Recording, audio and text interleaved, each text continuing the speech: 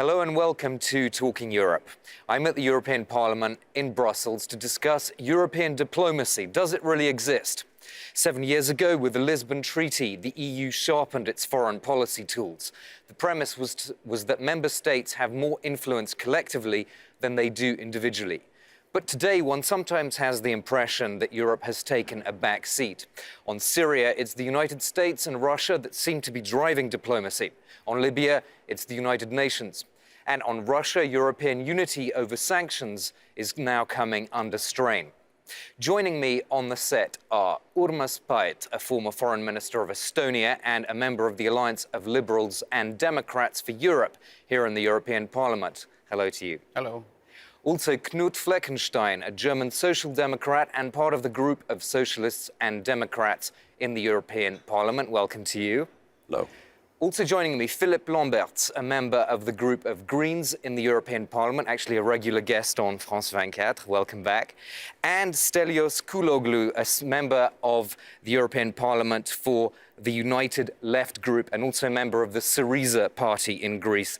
Thank you for joining us. Hello, good morning. I want to start, before I come to questioning my guests, with a particularly thorny issue for European diplomacy right now, which is relations with Turkey. Some are saying the EU is making too many concessions too fast to Ankara in order to secure Turkish cooperation on migrants. Let's take a closer look. Less than 2 months after Turkey started taking in thousands of migrants who had illegally crossed into Greece, Turks may finally be granted visa-free travel to Europe. EU officials, however, have warned that Turkey must still meet a number of key criteria. There are 5 remaining benchmarks that we expect Turkey to meet by the end of June. These 5 benchmarks consist of measures to prevent corruption, negotiating an operational agreement with Europol, offering judicial cooperation to all EU member states, bringing data protection rules in line with EU standards, and revising the legislation on terrorism. If Turkey fulfills the remaining conditions, the change could take effect as early as July. But first, it will require approval by the European Parliament, as well as member state governments. Visa liberalisation was not the only promise made to Turkey by the EU.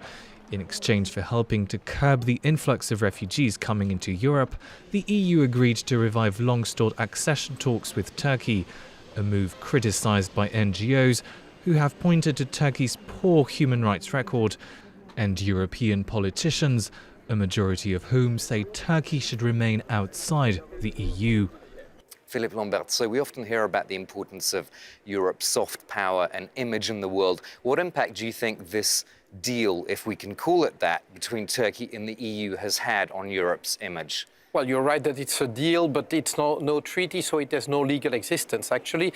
But I think that the impact on the image of Europe is disastrous, because here you have a body of 500 million people, which are not the poorest on the planet, which are basically slamming their doors to refugees from war zones and basically paying any price to an emerging dictatorship in Turkey to keep those people away from us. So I think that it will be hard for Europe to claim that we are, the homeland of human rights and liberté, égalité, fraternité, as they like to say in France, when we do that. So we let Germany down. And because we let Germany down, then there was no other option but to go and to bow to Erdogan. But if France, if Benelux, if Scandinavian countries had banded together to welcome refugees, we would not be in this utter dependence situation. In spite of all that, Knut Fleckenstein, you're in favour of this deal with Turkey, aren't you?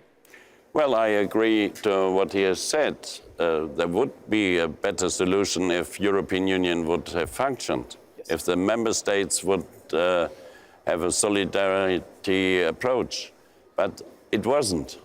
So we had 2 choices. The one is, after this building fence by fence, to wait until whole Greece is a camp for refugees, or to find a way to deal with Mr. Erdogan or the Turkish government. And I don't like it. Nobody likes it here, I think. But at the end, I don't know a better alternative. Stelios Kouloglou, what do you make of this deal? Of course, it directly affects your country. Well, there must be an agreement with Turkey. There must be processes for Turkey to enter the European Union, but not for the bad reason, for the good reasons. Now what they are doing is actually they outsourcing refugees problem to Turkey in exchange of 6 billion euros. This is not the good way to do things. One of the comments made here is about lack of solidarity. Do you think that, for example, the Baltic countries have done enough in terms of absorbing migrants? I guess Baltic countries have done what these countries can do so far. But back to this EU-Turkey deal, then I guess that there are several problems. One is that EU-Turkey relations have not been on appropriate level during last years, and this is also the consequence today. Secondly, if you look at this concrete deal, then of course it doesn't deal with the real reasons. It means that if the influx of refugees will be stopped on Turkish-Greek border, people simply will move to Libya and start once again cross Mediterranean, which is much more dangerous, for example, from Libya to Italy. And then thirdly, really bad is the image that everything is now mixed. I mean here that on the one hand, deal on refugees, which is dependent on visa liberalization or accession talks or some other issues. And I guess that this approach is very wrong. What about this visa liberalization? Are you in favor of it? Well, there was a deal before the refugee deal with Turkey, which was basically if you fulfill 72 conditions, then there will be visa liberalization. And I see that as a separate topic. And of course, everyone is linking the two, and Erdogan is the first one to do that, to show a victory. But it's true that Europe had offered visa liberalization if Turkey would fulfill the deal. And of course, Erdogan is using that because he felt that the Europeans would not keep their part of the deal. And now he wants to use the refugee crisis to force the Europeans to fulfill their part of the deal. But personally, I find that this is a measure that benefits Turkish citizens. And with all the rejection that I have for the Turkish emerging dictatorship of authoritarian regime, I have nothing against the Turkish citizens. You know, many European citizens are traveling all the time to Turkey for vacation, for business, and I do not see why we should prevent Turkish citizens to travel to Europe for vacation or business. Again, it's not granting the possibility to install yourself, to settle in Europe. It's about short-term travel. And I do, if Turkey fulfills the conditions, and that's a big if, then we should keep our part of the deal.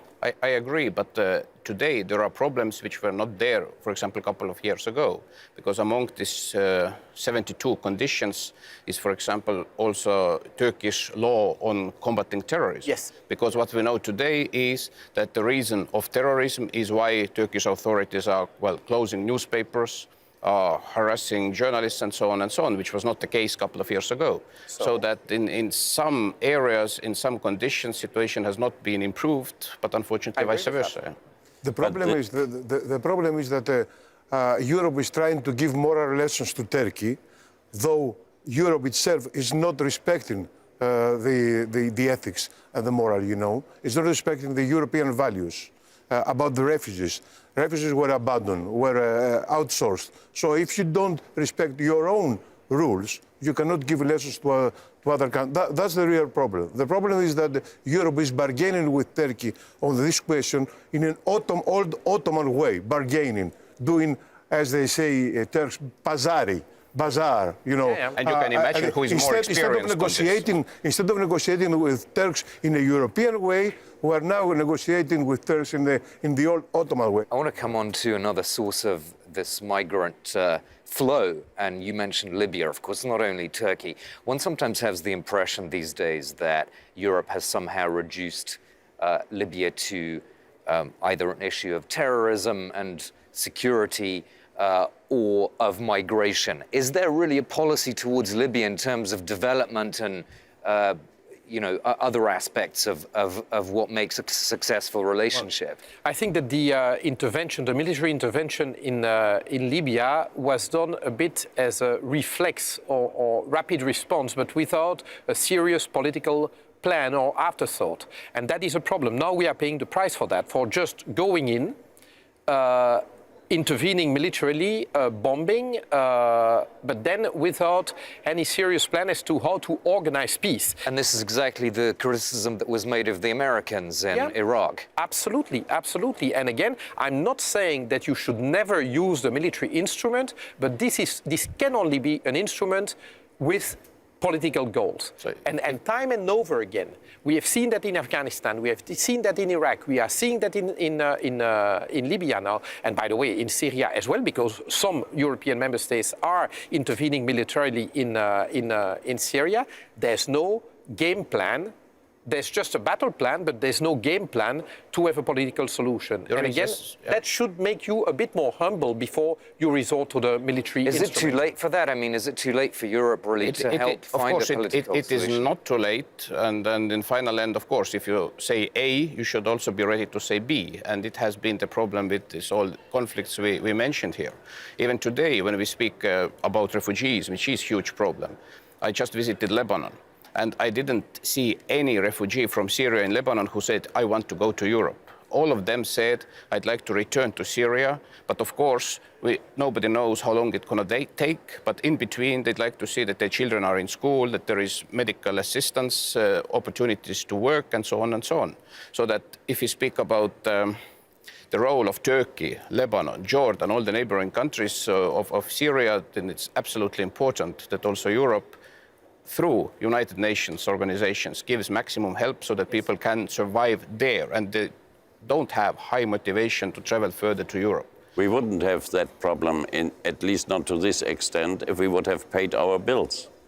If we would have paid our bills to the United Nations and their organizations. And I tell you, if I would be a father coming from Syria, staying in Jordan or Lebanon, and after a while, I don't have the hope to come back soon. I see that they have to reduce their food and so on in the camps because they don't have the money UNHCR anymore. Then it's the latest point that I count my money and think about to send my oldest son with whomever to Germany or another European country. I want to come on to one final topic, which is something all of you are very interested in, that's relations with Russia. And I want to ask you whether there's a consensus now that is somehow fraying about sanctions on Russia in light of the Ukraine crisis. Is there now a movement to ease that pressure on the Russian government? Well, actually, I don't see yet any real consensus on this issue, but we'll see. Political logics is in this sense clear because there were concrete reasons why sanctions were established, and political logic says that something has to be changed in reasons after EU countries can change or ease sanctions. But we all know that actually nothing really has happened. Crimea is still occupied, Eastern Ukraine still out from Ukrainian government's control, so that nothing has happened on the ground. And that's why there is actually no political logics from this point of view to change something in sanctions. Stelios Kaloglou, do you agree with that? Well, I think this approach did not work so far. We have to find some other solution. Of course, some measures against Russia must be implemented if Russia does not accept a deal with Crimea and also the East Ukraine. But I think this approach did not work, and what I'm very much worried is that we have a very right-wing government in Kiev right now, which is almost flirting with neo-Nazis and fascists, and this is very bad for democracy. So you'd be in favor of lifting sanctions now? No, not Russia. now. But we have to change approach and gradually lifting the sanctions and replacing them with a more constructive relationship with Russia. I agree with the constructive relationship to Russia, but I can't see that we can lift sanctions if nothing really changes. And this is the problem, I think, now in the Council. Of course, there are some countries who want to lift the sanctions, and one is enough. How many, which of the countries? One country, I don't know them all. One country is enough to say, we don't want it anymore, then there is no sanction. To me, On the- yeah, go ahead. Only one sentence. On the other hand, if we don't push the Russians and our friends in Kiev to fulfill this Minsk, and Minsk is not very much, it's a very little agreement, then Philip Lambert, no changes. more pressure needed on Kiev as well, as Absolutely. Delius Kuloglu was talking about. I do not eventually. believe that we are faced with symmetrical parties. I mean, Russia is obviously the strongest, and well, they are the ones who have invaded Crimea and the Donbass. But then again, so if nothing changes, we make fools of ourselves lifting the sanctions. If I'm Putin, I'm just laughing out loud at the Europeans. I didn't move a centimeter and they are lifting the sanctions. So they are paper tigers. I would never do that. Yet, frankly speaking, when I see also the lack of good governance in Kiev, this is fueling arguments on the Russian side, and rightfully so. I mean, do we see oligarchs losing power towards democracy? Do we see an evolution of the country recognizing the multiculturality? And I'm Belgian, you know, I know what it means to live in a country where it's 60-40 between two cultures. Well, that's the case of Ukraine. And well, we need to have institutional arrangements that recognize A, the diversity of the country, B, the fact that the links between Ukraine and Europe are there to stay. But the links between Ukraine and Russia are historical, are there to stay as well. And I do not see a big appetite in Kiev to recognize this diversity. So yes, we have to exert pressure. We have this free trade agreement with them, association agreement. Let's use that agreement to exert more pressure on them. Okay, we'll have to end it there because we've now run out of time. So I'd like to thank all my guests, and please stay with us because we'll be back after the break to further explore some of these issues with European Commissioner Christos Stylianides.